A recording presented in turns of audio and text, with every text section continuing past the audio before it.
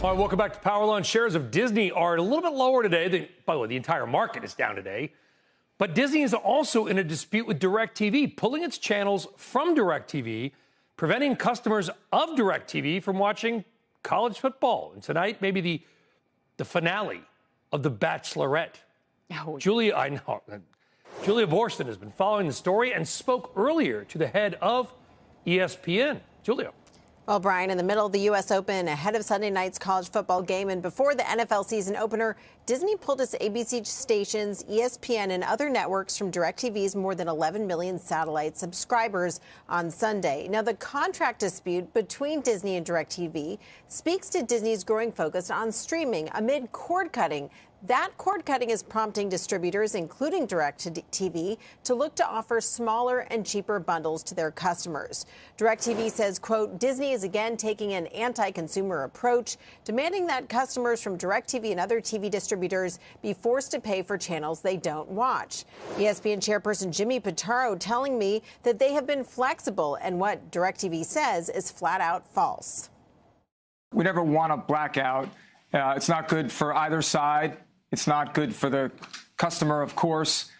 We did everything we could. We worked very hard to reach agreement. We were unable to get there, and we were unable to get there because DirecTV has refused to acknowledge or recognize the value of our content.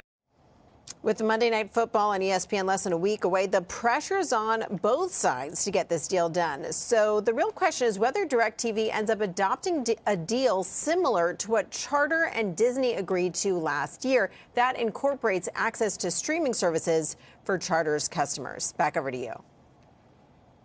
I mean, listen, many angles about this, Julia, which are interesting, but the fact that the DirecTV people had been through this before, that the way the companies are accusing each other of playing hardball, and the net outcome, which is probably, I mean, does it just push people towards the streaming product? Like everyone loses. But right? Does Disney lose? If people go, well, you know what, maybe it's time to just jump for that bundle or what have you and not have to deal with this, the drama of the distribution, Julia?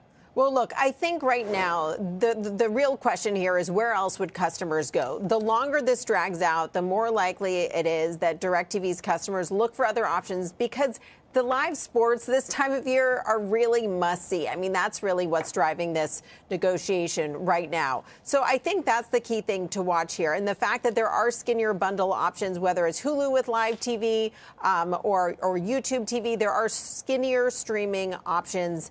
And then there's this also question of sports, right? So Venue, which is the streaming sports bundle that ESPN was meant to be part of, it was supposed to launch this year, but it is not launching this year because of that legal battle. But there is an ESPN direct-to-consumer service. The ESPN flagship is what they're calling it so far, and that's set to launch a year from now. So a year from now, there will be even more options for cord cutters. No, and it seems every time I turn around, someone's mentioning some new cheap streaming bundle that's out there, and I'd love to know. One seems to be more of an advertising product. Anyway, Julia, thanks. We appreciate it. We'll see how that fight drags on.